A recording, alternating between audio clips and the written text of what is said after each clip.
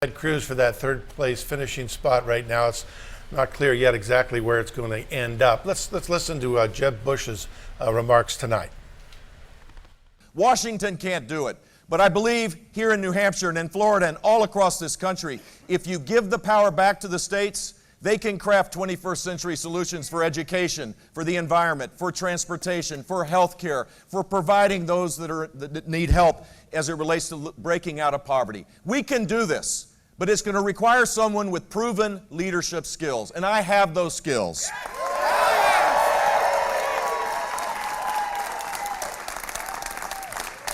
We also need someone that can defeat Hillary Clinton in the fall. And for that matter,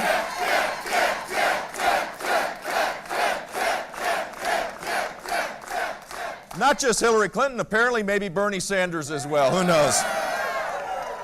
Here's the deal. To beat Hillary Clinton, we need someone totally transparent, who's released 34 years of tax returns, who provides 340,000 emails for people to see, whose life is an open book. I'm proud of the life I've lived, and I've been vetted more than any candidate. We need someone with a proven record to defeat Hillary Clinton, because the Clinton hit machine is coming right at the Republican nominee. We need someone who's been tested, and I'm that guy.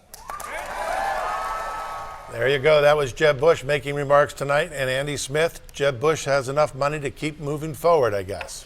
Yeah, he sure does.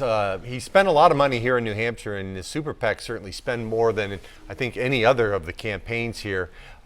Perhaps it got him enough to get out of New Hampshire down to South Carolina.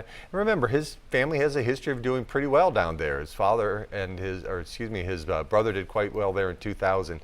It's still an issue of too many people fighting for a smaller pool of votes there, and this is going to be critical watching South Carolina, and let's not forget the Nevada caucuses are coming up as well to see who goes on. But Bush certainly on the resource side is in a better position than the other Republicans, with maybe the exception of Ted Cruz and certainly Donald Trump.